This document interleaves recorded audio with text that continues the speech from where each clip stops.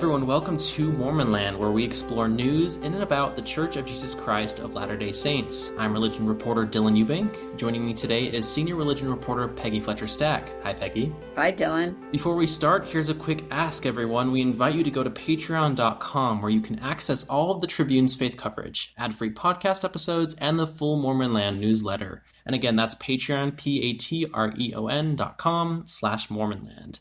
And if you haven't already, follow us on Instagram at mormon.land. And now for today's episode. Jeff McLean grew up as a member of the Church of Jesus Christ of Latter-day Saints in Heber City. As the son of renowned Latter-day Saint composer and playwright Michael McLean, faith and music were a part of Jeff's life.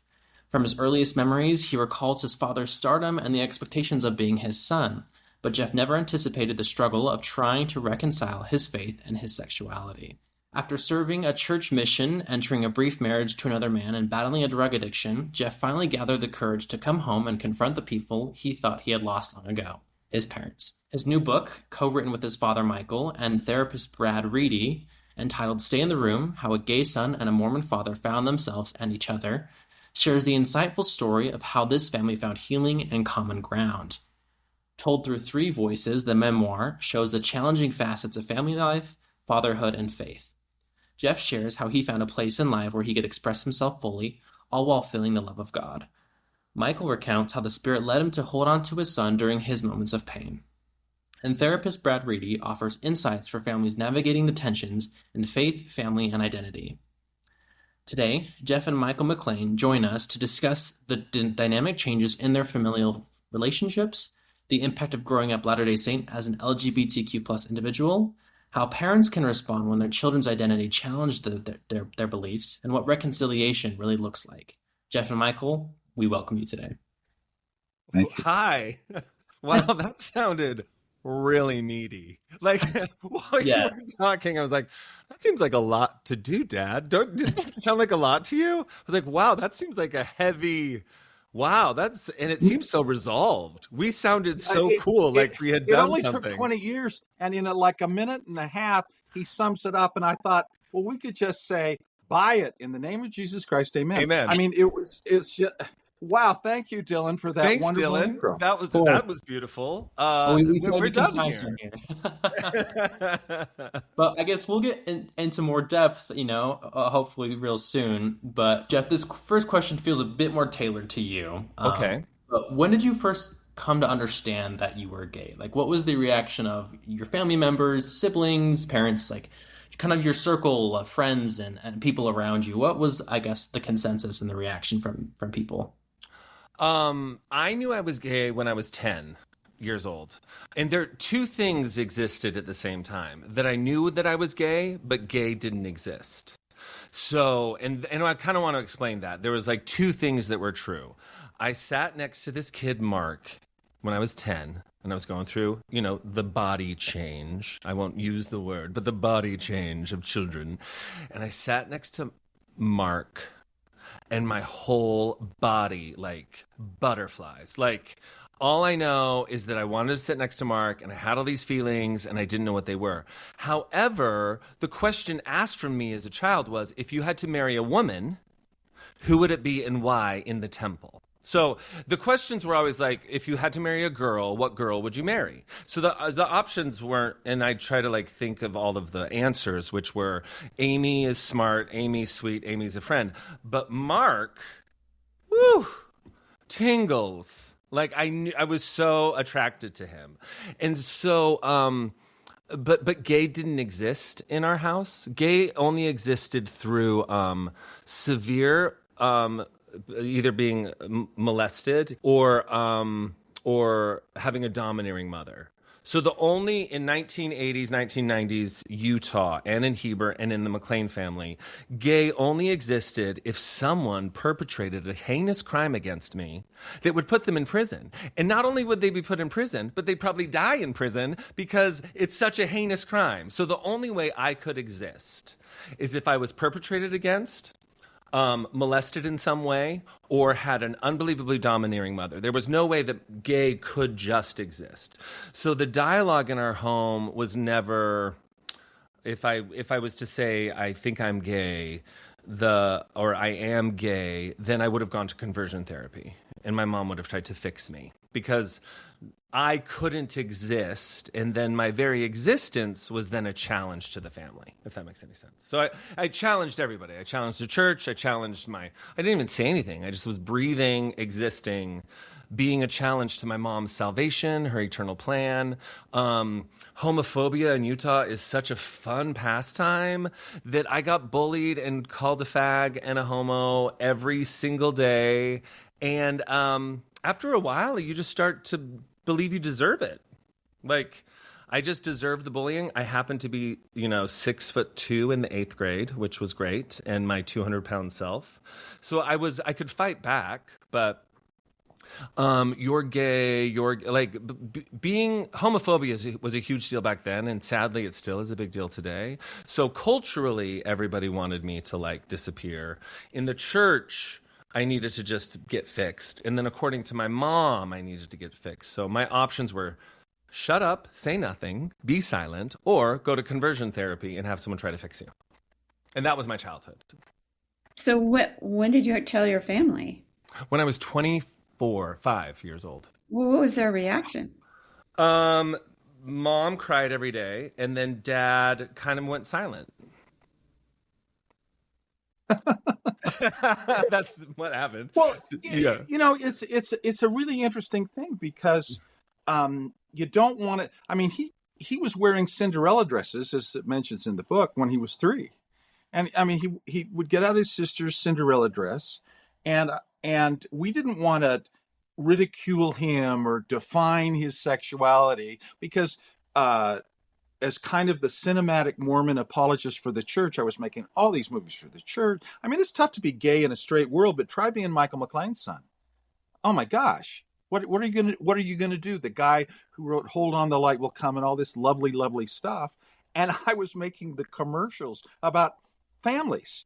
Give your children everything. I mean, worldwide acclaim. And my son, when he comes out, says, isn't it ironic that you made the greatest commercials maybe in the world about being a great dad and you weren't? Yeah. I wasn't? No, that's how I would define myself, as being this great dad. So I didn't want to define his sexuality, but I'll never forget the time. I mean, it was so obvious, but it culturally and as kind of a believer and apologist for this, and Peggy, you remember this, growing up where you're one of the rare Latter-day Saints in your community and kind of trying to figure out where you fit, there was this sense of, well, this is a choice. Well, where did that come from? This isn't a choice. But when he was 3 and he was a gorgeous little kid and he'd get on these dresses and I'd say, so Jeff, why do you love wearing those dresses? He's 3. And he says, well, look at you. You got a t-shirt and jeans. But look at me. I look fabulous. Well, that should have been a tip, right? That maybe there was something going on there. I had no tools to respond to it. I would have been so much better off if I had known then what I know now. And yet, it's kind of, life is incremental. And so it was hard to hear things because you don't want to hear that you're a lousy dad, and you don't want to hear that you never saw your son. Because my mom was more interested in raising children to be Mormons and go to the celestial kingdom. The focus of life was we're going to. She didn't raise children; she raised Mormons children, and so she was going to raise us to go live in celestial glory with her. And her entire job was to teach us how to do that, and her value was in that.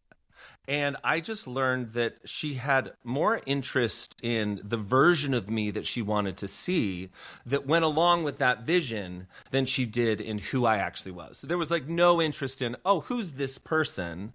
What do they desire? Agency was not really a choice. It was like I find it funny that as a child, the agency thing was so silly because it was like Mormons, being a Mormon was not a choice for me. being gay was, though. It's like being a Mormon was not an option. I would be a Mormon. I went on a mission. I did all this stuff. I'm going to this temple. In order to feel safe in our home, it was Mormonness or nothing. But gay, now that your sexual attraction, that's the choice. You get to choose what you're attracted to. However, being a Mormon, that's a choice too.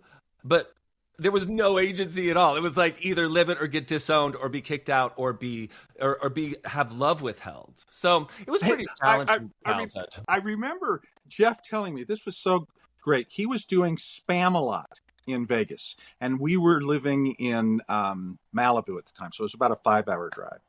And I was trying to wrap my head around understanding him, and he said, "Let me give you a sense of my life, Dad." And by the way, being in California during Prop 8, where you go to church and you find out that if these guys get married to each other, that's the end of the universe. I mean, it's going to destroy all families. And I'm looking around thinking, I think heterosexual people that don't love each other may have a lot to do with the problems in families.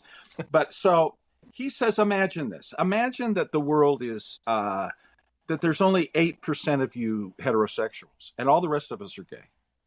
And the church, of course, is gay.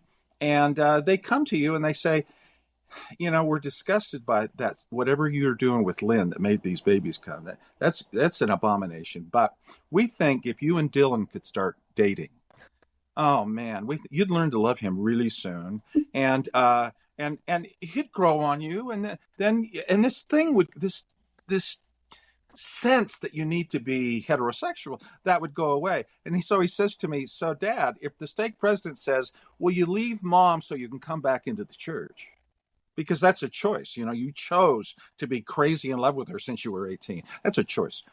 If you just leave her and find a worthy male that's gay, you'll live happily ever after. Yeah. Would you? And then he says to me, would you leave Mom and the kids? I couldn't answer, Peggy. And so it was like, and then he looks at me and he says, welcome to my world. So, Michael, when he came out to you when he was in his 20s, what was your first reaction and where to go from there? What was the turning point in regaining your relationship? Give us. You mean the 20-year process of what we've been through? We wrote a book because it took us 20 years to get to the point that we are now. We'll just start with your initial reaction. Yeah. And the initial reaction was, well, this can't be. And Heavenly Father has to answer my questions. I have failed this kid. I am not a good dad for him, and I don't understand him. And we have a relationship built on what he thought he was supposed to be. And I am a representation of, let's go straighten everybody out. Let's make movies and proclaim, you know, the films that I had made and the commercials and 500 million people. I had created work that had been seen by 500 million people say, this is the truth. And now I want the God that I worship, and I wanted to help the church succeed. And I'm thinking, but wait a minute, I'm telling my son stuff, he says, are just for him flat out lies. Balance that, figure that out. Go to church and say, we got to stop this, and get a call from Jeff on the road saying, hey, Dad, if Prop 8 goes down, can Josh and I get married in Malibu? Be that guy.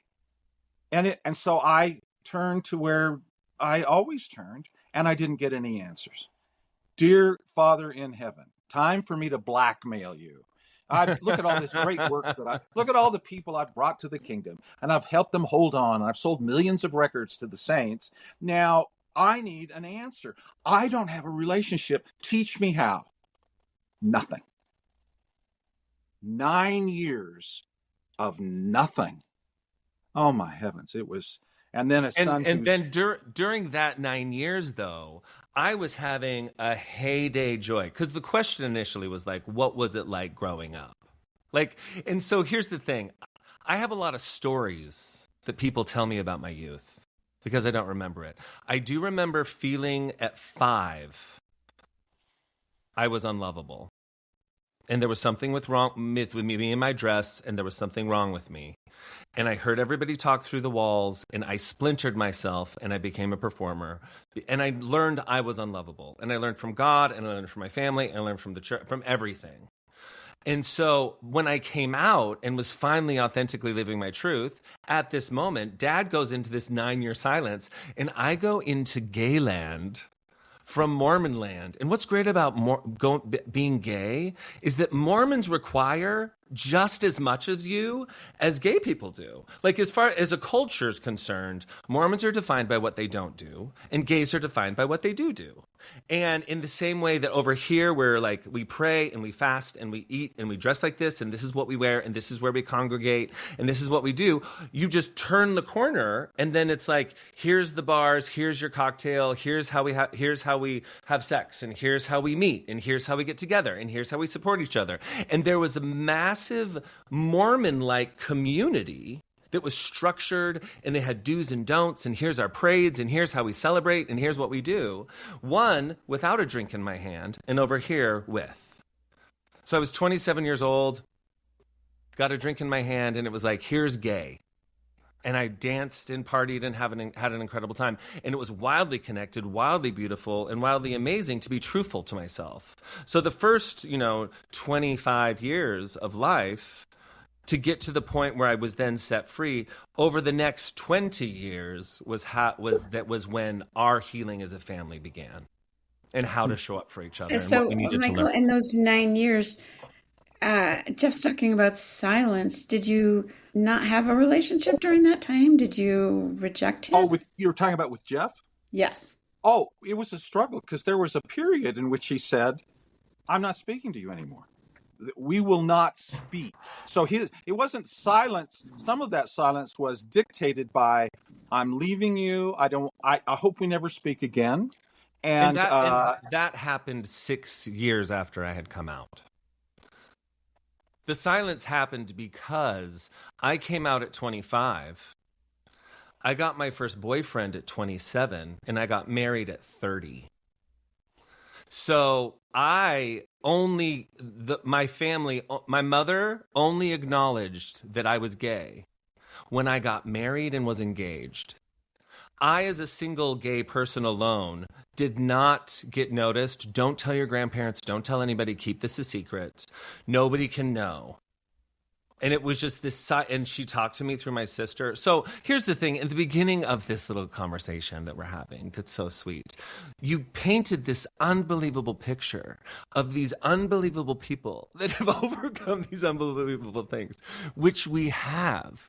And I'm actually celebrating my dad, and he's celebrating me, and my sweet mom. We're like understanding each other. I learned I was unlovable. I learned how to love myself through a series of really crazy actions. And then the more I learned how to love and forgive myself, the more I learned how to make space for myself to exist, I was able to make space for other people to love me and find forgiveness and grace and joy through that. But the process of it, we could go on and on and on, which it does in the book, about all of these steps along the way of how we all fumbled around and tried and struggled equally. You mentioned, Jeff, just barely in the book, that you felt unlovable. In the book, you describe it as... Oh, no, I believed I was unlovable. I didn't feel unlovable. I learned that God could not handle me, specifically, and that I was unworthy of love. So it wasn't a feeling. It was a core belief that I had for 40 years, and I believed a lie. So I just wanted to correct you on that. Thank you. And in the book, you describe it as the unlovable monster multiple times. Yes.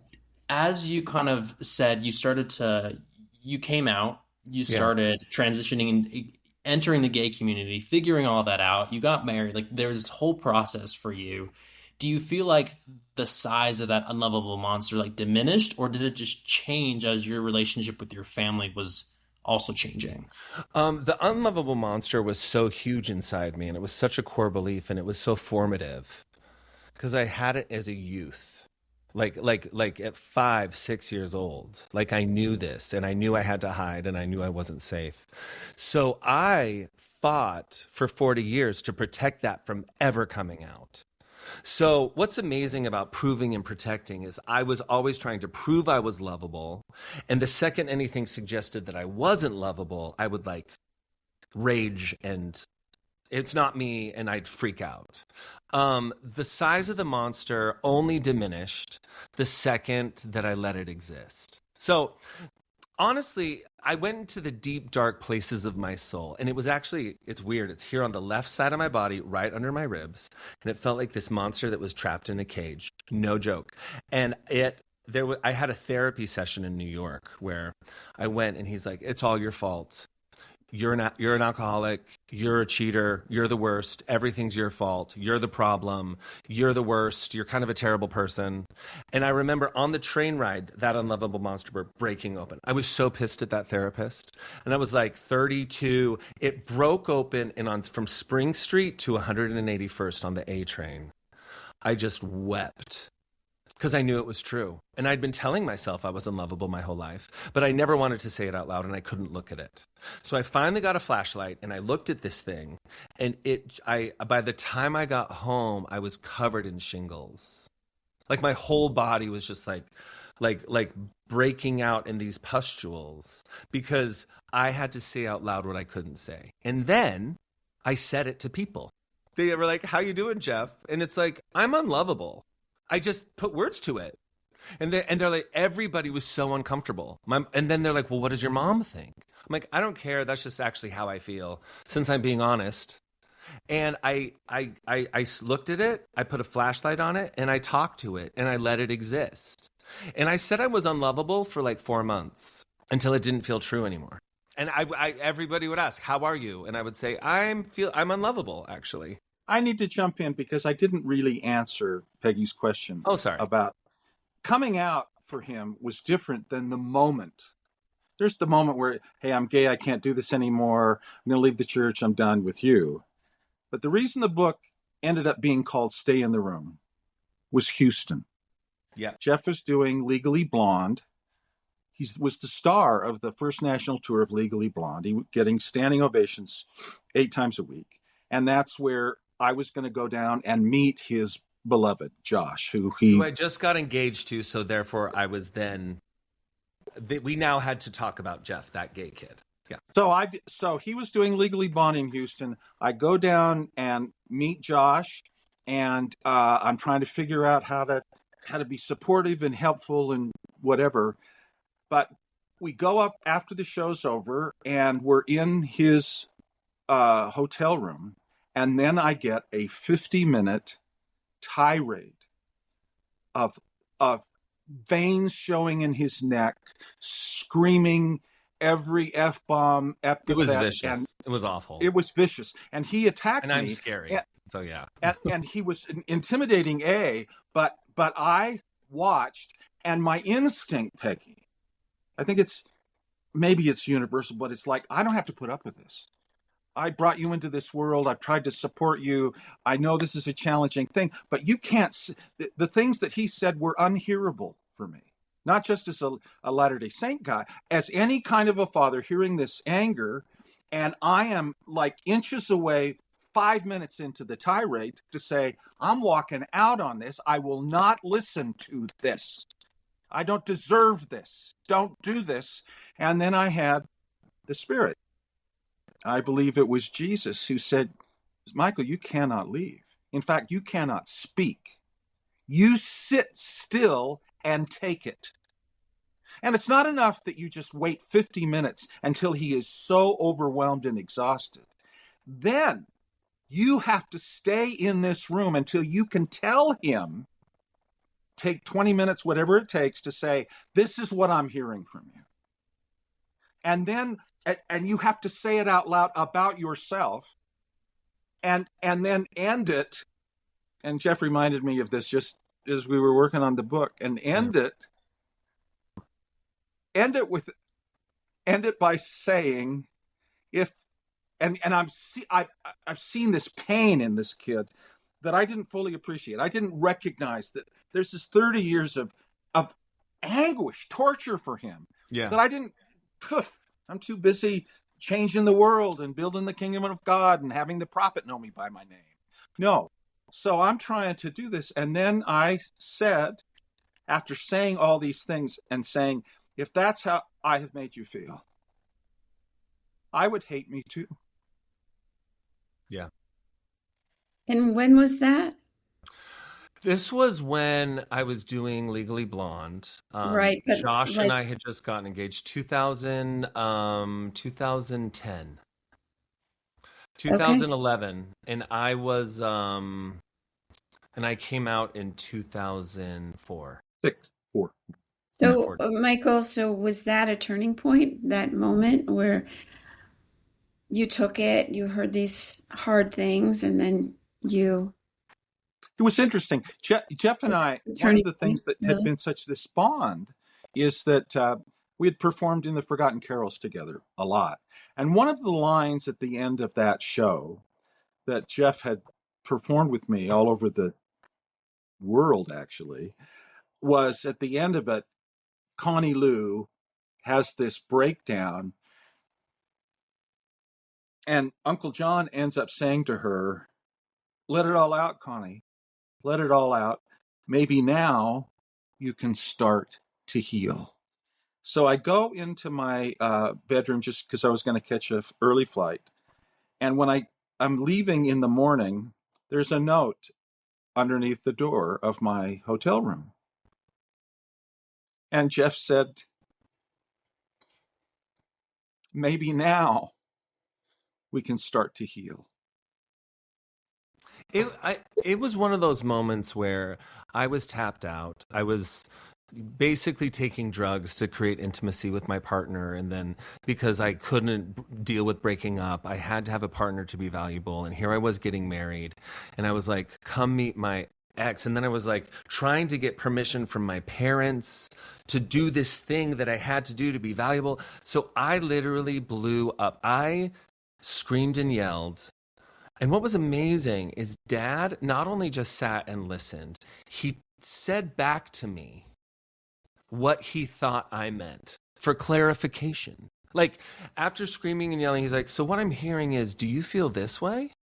And he and I was like, "Yeah." And then all of a sudden I start to soften. I'm like, "Yeah, and it's really hard." And he's like, "I bet."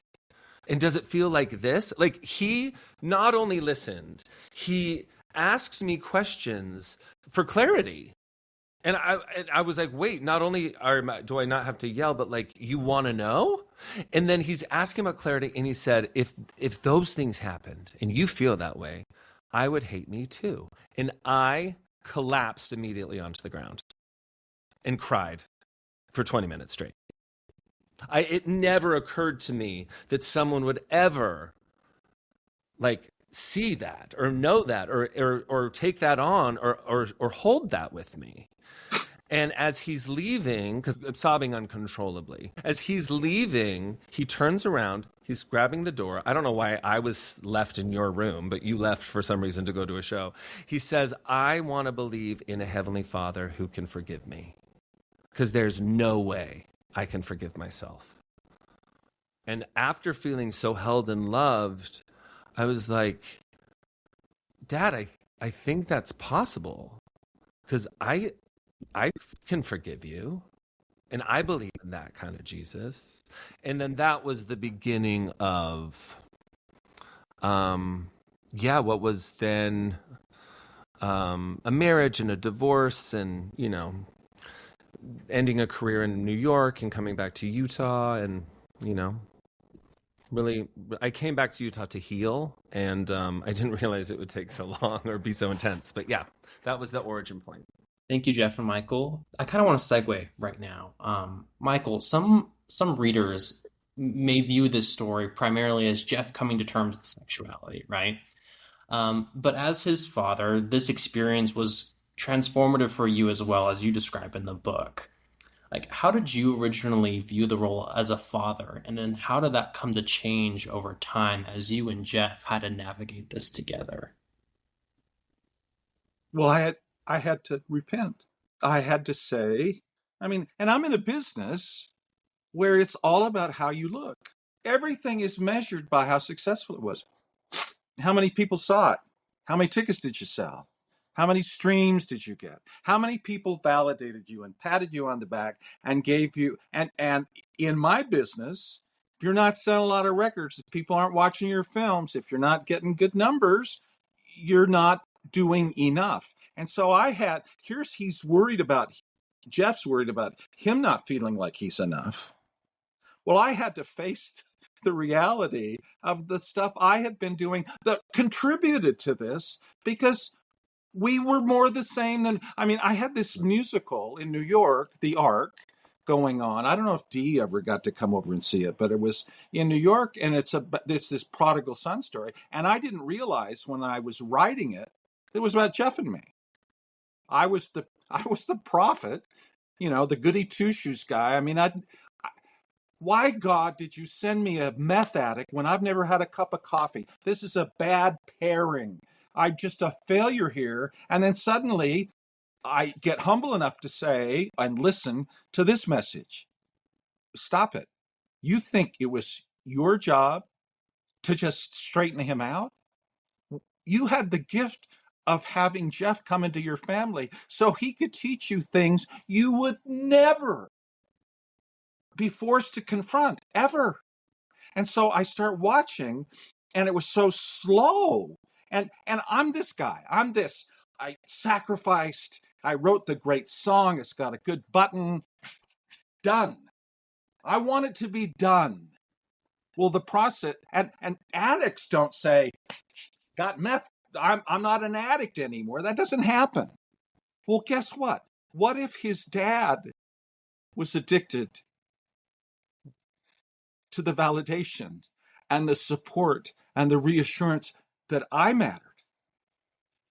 I wanted heaven. When I finished Mr. Kruger's Christmas, and it was seen by 300 and something million people in 11 languages all over the world, I wanted heaven to open and the voice of God to proclaim loud enough that everybody would hear.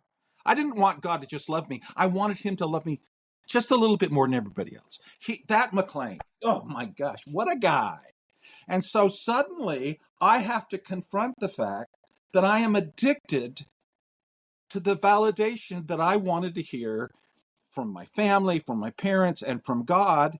And he won't even answer me. How do I help with Jeff? And what I love about my son so much, and there are many things to love, was he insisted on writing a book to help families like ours. He said, I don't know if anybody's going to buy it. And this was an extraordinary moment, Dylan and Peggy.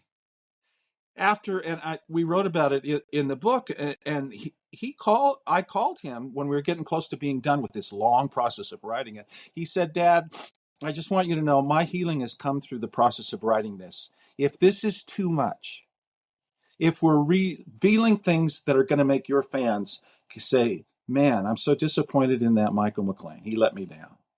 If this is too much, now this is me hearing this, you guys. If this is too much, I am willing to pull the plug on the whole thing that we've spent 7 years working on. Mostly him doing the heavy lifting. Because I don't want you to be hurt by this process that is healing me. And then I had to say, what am I willing to sacrifice for people I love?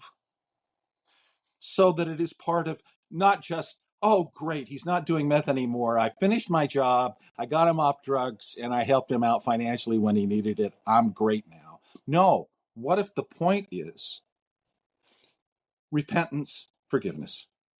What if the Jesus metaphor, even though the church is taking a kind of a distant second behind this fundamental we share, is what is Jesus really here to do? And it's to break us and allow us to break so he can heal us in ways it just didn't work out the way it was supposed to. I wrote the movies that worked out great at the end. I write the songs where everybody works it out and it's great in the end. People tell me, I hate your songs, McLean. Everything works out fine. Well, guess what? Life's not like that at all. So stop it. Okay.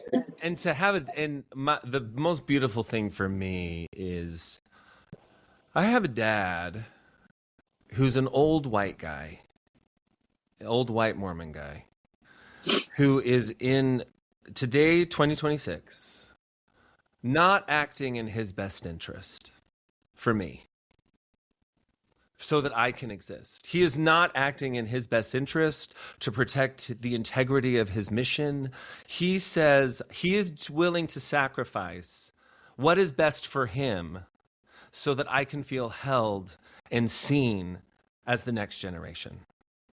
Not so that there's this pretty picture. This is like, here's my experience, and he holds it with me. And it's not in his best interest. And honestly, it isn't really that best for me either. I healed a lot. But like, what are we willing to sacrifice for the best interest of others and the people that we love so that they can feel seen, they can feel held? And the book initially was supposed to be my perspective and Dad's perspective, like 2 chapter ones. It was like, we respect and love each other so much that I remember he was going to get his temple recommend one day. And like, he was so nervous to tell me, because honestly, Mom and Dad are low grade scared of me. I'm kind of scary. Like, I know that they're like tentative about wanting to hurt my feelings or saying the wrong thing. And they're so precious. Like at a certain point, it's really cute. So it was in the beginning. And I remember like starting to feel safe at the house and feeling loved.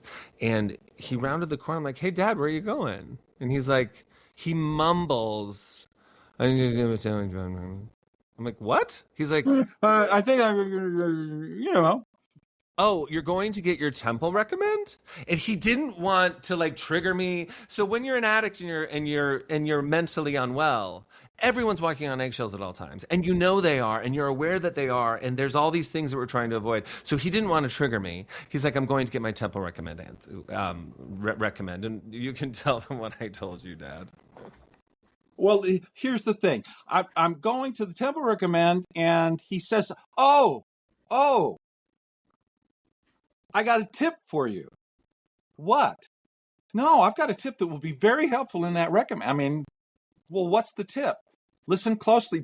And he's reeling me in. He said, listen closely.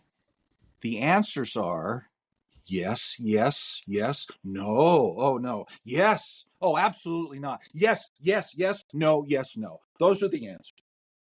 And I start laughing. I said, and your point is, and he says, Dad, you and Mom are my parents who go to the temple. That's who you are. Mom loves it more than you, I know, but you're always there with her. You go to the temple because that's who you are. It should never be required of anyone in this family for you to think that you have to cease to be your authentic Mormon temple-going self to show your love for me. And the reason I can say that is you have never required me to cease to find my authentic self for me to belong in this family. Yeah. And that's what we did. We didn't require that anybody sacrifice any part of themselves to be loved. And it didn't always feel that way. 6 months earlier, he was in New York, and I was talking to him, and his life had gone to hell in a handbasket, and he had divorced, and and I thought I had to go back to New York, maybe be on suicide. So I called him and I said, Jeff, should I come? Should I be there? And he just sounded awful. My marriage was failing. Everything was falling apart. I did everything that Mom and Dad said to do, but wasn't Mormon, but did it in a gay way. I made a temple on a floating gazebo at John O'Hurley's lake property and had all these like tokens and things inside. And I like literally made a production out of the whole wedding. And he wore a kilt. So and all of his buddies, it was like the who's who of Broadway. And all of his buddies were, how are the Mormon parents going to respond to this? And I said, well, it's pretty traditional. At least one's wearing a dress, and it was his kilt, and that wasn't working. So anyway, he gets divorced. Things aren't working out career-wise. And so finally, I'm talking to him, and he sounds beyond broken. And I say this. This was during the shingle time. I said, why don't you just come home? And he says, can I?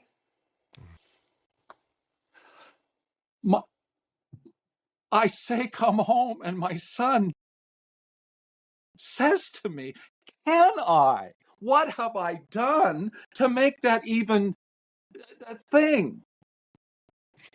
And it was so awkward, and this tells you about our family, that I didn't know what to say, and it was overwhelming. So I said, Jeff, what good is it having a gay kid if you don't come home and help your mom redecorate? And I thought he'd laugh, and we'd laugh, and no, there wasn't a one laugh, one song. That's done. There was no one and done. And so we're still working on it, but Yeah. we want to help families like ours not spend 20 years beginning the process of learning to stay in the room. Yeah. This does lead me to my next question, though, for you, Jeff and Michael. You kind of mentioned that this book is also to help people going through the same experiences that you went through, right? Dynamic between you, Jeff, and your family and your parents, and Michael, you learning how to navigate this as well. Jeff, do you have any advice for other gay kids or young adults growing up in the LDS faith who want to connect with their family, but also are trying to live their authentic self? What would you want them to know? I want everyone to know that it gets different. I really struggle with it gets better. Because sometimes it gets worse before it becomes new. And it gets different. It will inevitably change. You'll change, they'll change. But what I do want you to know is that the process of becoming different, and the process is a perfect system, even though it's so shitty. Like the perfect system of, I put something out there, I speak a truth, and then I have to own it. And what does that mean? And what does that mean about me? And the process of the journey, I've come to find I did everything in my power to go to all the places that God couldn't be, because I was told where God could be and where God couldn't be. And I was the one who went to all the dark places and all the seedy places and all the nasty places and all the places where the spirit cannot exist. And I just want you to know that, like, you are never separated from God. God is in all of it. And that it gets different. And becoming different is all you. And my final thought on this is, I got everybody to apologize. I'm the luckiest human on the planet that I have had organizations apologize to me. I have had people apologize to me. I've had my parents show up for me. I have gotten every single thing that you think you need in order to then be okay. And I got the perfect body, and everybody was like, "Oh, look, you're perfect. You can be happy. I've had all the money, the success, all of the stuff that would give me worth and give me value." And then the emotional, everybody else outside of me has given me support and love in a huge way. Even after you get everything, and you get the apology from the church that you've always wanted, you still have to do your own work. Even when dad apologized, if mom and dad never figured it out, you'd have to do the work. If they did figure it out and showed up for you, you'd have to do the work. And the work is, how can I learn to create a container within myself for unconditional love to exist between me and whatever entity you choose, whether it be like higher power I love, universe juice, whatever you want to call it, Heavenly Father, atonement, Jesus. How can you create a container where there's a generative source for you to know you are loved and you are beautiful and perfect just as you are? And that relationship, no one can give you.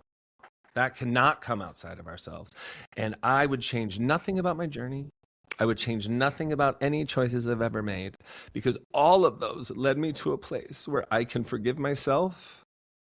I can forgive other people. I can forgive my dad, and I can sit in a room with him, and we can just like laugh and joke, and he can be a human being, and he can love me and celebrate me, and I can celebrate him, because I have learned how to move from I'm unlovable to break down all of those barriers. And all Dad and I want to do with this book with Brad is like, it's like a flashlight Like, I went to all the dark, scary parts of my inner caves of horror. And I want to give you a flashlight so that when you go into those dark places of your own souls, that you have a flashlight so we can look at the scary parts. And then you have some buddies with you. Like, so a therapist, Brad, he talks about like therapeutic options. Dad has a perspective. I have a perspective. And I'd hope that you'd let us go there together and we could be like the Goonies looking for buried treasure. The book is meant to help you ask questions for your own journey and your own level of healing. And I just feel really honored that I get to have healed from this process, and that I get to know that I am love and I am loved. And it's, I believed a lie for a long time, and it took a while for that to change, but I feel really grateful. And I'm really excited to share it with you. So, Michael, in the book you write about an experience in the temple that you had. Could you share that a little bit with our listeners? I wondered for years why the big emphasis on you can't talk about what happens in the temple. And I kept wondering, and it isn't like you can't find signs and tokens and all that stuff on the internet if you want it. And then I went to the temple when I thought I'd lost my family for forever. And it was a bit of a tour.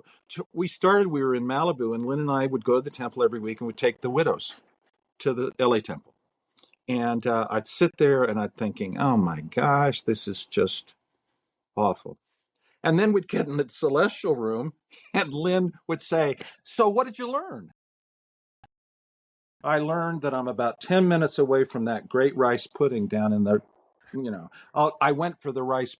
They had great rice pudding, custard rice pudding at the basement of the temple. And what did you learn? What did you learn? She'd tell me what she learned. And then suddenly I started to say, maybe the reason we don't talk about what happens in the temple is because what happens in the temple is for us. What if I open up my thought about this experience, both the endowments and the sealings and everything else?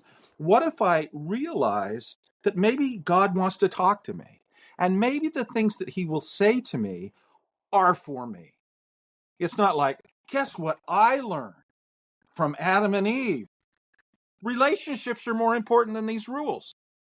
It's more important for you and Eve to stick your relationship with Eve. I'm learning this in the temple. Your relationship with your wife and your children is more crucial than your perception of what are the broken rules. Well, the temple's journey is the first thing that happens. Get a body, start making mistakes. Start breaking some commandments. What?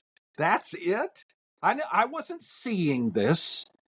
And suddenly I realized, wait a minute, the whole purpose is you can't learn a damn thing if you don't start making mistakes, and you have to make these crucial choices. You pick Jeff, and building a relationship, that's more important to God.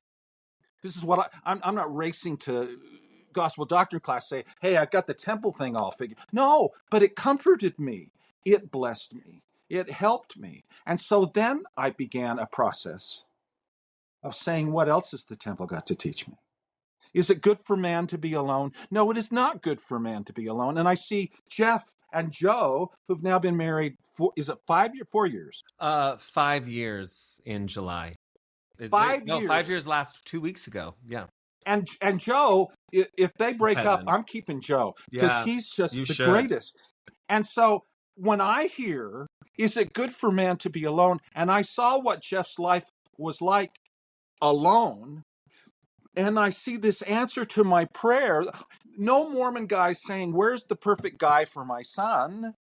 And yet what does God, who loves Jeff and loves Joe, said, these guys, it's not good for them to be alone. Let's see what happens if they fall in love and say, together, we can make our lives beautiful. And God wants to help us. We own this choice. It wasn't the folks' choice. It wasn't the people in musical theater. It was our choice. What is going to happen? And that's, does that answer that for you, Peggy? Is it? It does, yes. Jeff, as for you, is there anything that the church, maybe the culture, or maybe some of the people could have done differently to either keep you in or even just stay in the room with you?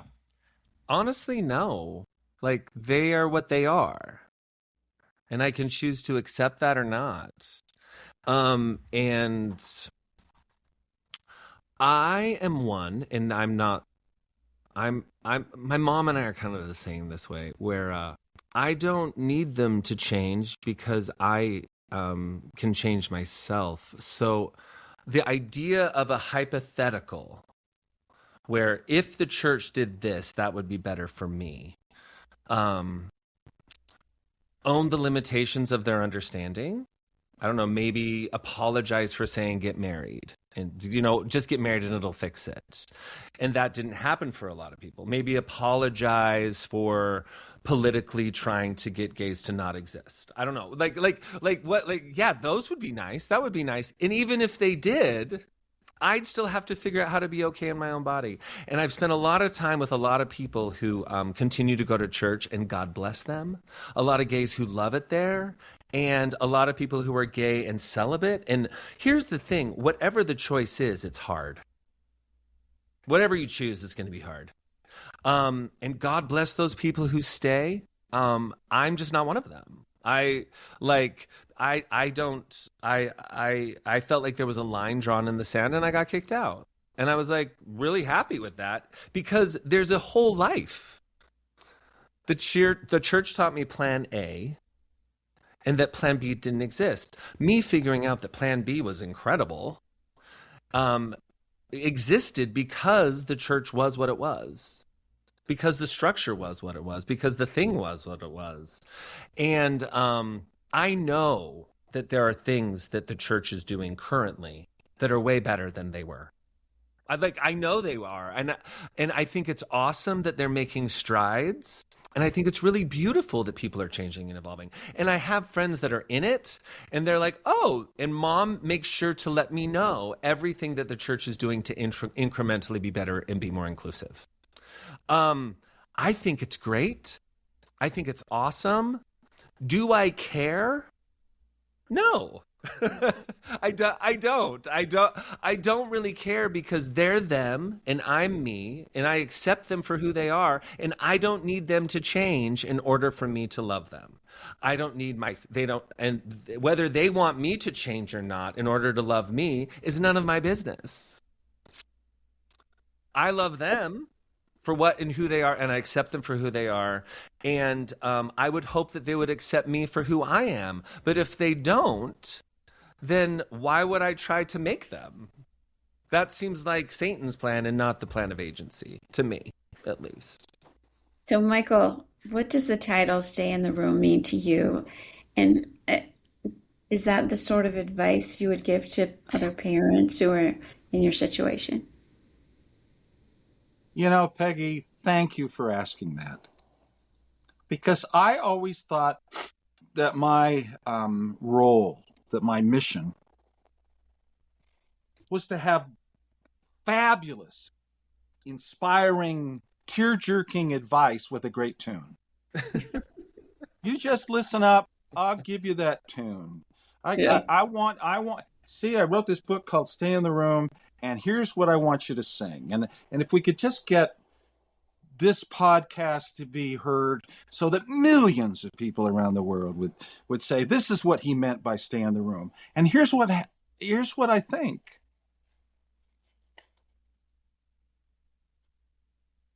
I don't want to straighten anybody out. Yeah. I wrote a song once and I got mocked for it. In the early days of my career when I was becoming the hot songwriting guy that was selling tons of records. And I wrote this song called You're Not Alone and Hold On the Light Will Come. And the comedy troupe down at BYU at the time was the Garins. And they came on and they said, we're going to do a thing. Could we come at the end of your show? Because we're going to finish our little comedy bit. And then when you do your concert in the Wilkinson Center or wherever it was going to be, can we come on? And I heard they were hilarious. But I was not prepared for how hilarious it would be at my expense. So they have a guy come up of their comedy troupe dressed exactly like me. And he does my stuff. He starts playing the piano. I said, brothers and sisters. And he gets kind of all emotional. And he does things that are just, and people are hooting. Very I didn't know I was that. Oh, he was doing he had a curly wig. He wore my sunglasses and sports coat. And he says, people are always asking me, play. what of all the songs is your favorite, Brother McLean? And I respond the same way, which is, well, I don't really know because they all sound the same to me too. And people went crazy laughing. And I realized that it's a compliment in some ways, but I was kind of hurt. And I thought, I've written so many styles. Why did they think that I just wrote one song called You're Not Alone? This is embarrassing to me. I'm trying to, I've got 50 albums of songs, different styles, different musicals, different everything. I don't just write one song. Peggy, I write one song. And the one song, and it doesn't matter what the melody is, what the genre is, or what the lyric is. If I write a song and somebody says, well, I'm not the only one that went through this, then what am I saying? I'm saying, you're not alone in this. And I remembered when I realized that the purpose, when I left Bonneville, and what I used to call the 27 levels of disapproval for every, film or story or whatever. And I went back to New York, and I was working on the Ark, and I thought the purpose of my talent was to be this gateway to give advice. My musical advice to you is this. And then what I learned, it was a hard lesson, but it was beautiful, which is the purpose of your talent is not to give people the advice that will bless their lives. That is not what you came, because guess what, Michael? I give better answers to people's heart of hearts than you ever will. Your doctrines that you proclaimed that I love, and they're very meaningful to me. You need to change your focus of what your gift is. You could create an atmosphere with all the things you've learned and all the shows you've written and all the worldwide travel. Get people to start asking their own questions. And at the moment that they say, I wonder if it could be like this, let me give the answer. I'm the answer giver. I'm Jesus. And you thought, I'm trying to be like Jesus means you needed to be like me. Well, I am Jesus. That's my gig. Your job is not to be Jesus. Let me do that. If you're having a hard time believing in me, if you're losing your faith, that's my problem. Let me do that. Yeah, let Jesus your job is to use the gift I gave you to do what you and Jeff are doing, which is saying, this, I'm revealing the truth of, as painful as this is for me, here's the truth. Is there any moment when you think, well, I'm not alone, I know how that feels? It isn't the advice that comes after. It's the moment of stay in the room. If you find anything in it, and there are members of our family that are just kind of have a hard time talking to me now.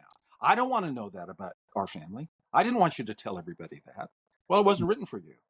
And I don't want people to think this is Michael McLean's book of advice for people who are dads with gay kids. I want them to say, oh my gosh, I've got a gay kid and I'm not a songwriter and he's not a meth addict, but man, we read that book so authentically and it was so true. Our hearts said, well, maybe I'm not alone. So the answer is, I'm trying to get out of the advice business and get into the truth business so deep that when people hear all the songs I've written and the new stuff, they say, oh, I'm not the only one. I know, for instance, Dad, thanks for saying that, because I needed to hear that. Can I be honest about something? I calculated how expensive this book was, and I put a number on it over 7 years, and I've worked on it for 7 years, and it's a big number. I published staggering. It's staggeringly a lot. And I'm going to my meetings, and I then went to Amazon and saw how many I sold. And the chasm between them, I know we don't, and I've said from the beginning, I don't care if anybody buys this book. I don't care if they read it. I just wrote it. I healed. And Dad, thanks for saying that, because I needed to hear that. See, Dad says things that I need to hear in a loving way, just like right now. And I just want to say, I 1,000% attach my value to whether people would buy this book. And I have to detach that. I have to give it to God and say, hey, I wrote a thing and I struggled for a whole day laughing out loud about, who the hell do you think you are, Jeff? A, I'm not relevant. B, I'm not David Archuleta. I was, but I'm not now. I'm not relevant. I don't have a social media following. What the hell? Why would you write this stupid book? What a vanity project. What are you? And I thought, I spent so much money to make this and get the tone right and make sure that my mom could read it and make sure that it was really a little bit uncomfortable for Mormons. But my gay friends are like, what's the big deal? This doesn't seem shocking at all. And to find a tone where we could create this thing and have a tool.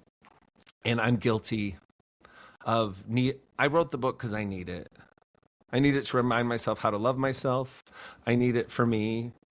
And I struggle with it. I struggle with recovery. I struggle with trying to love myself. I struggle with showing up for myself and my family. And I need a daily opportunity to show up and give it to God. And this is, I've needed the book.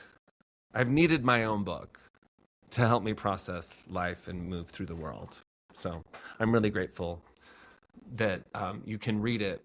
But I wrote it for myself. Ultimately. Well, Michael and Jeff, thank you so much for joining us. We appreciate your time. And again, for our listeners, the name of the book is Stay in the Room, How a Gay Son and a Mormon Father Found Themselves and Each Other.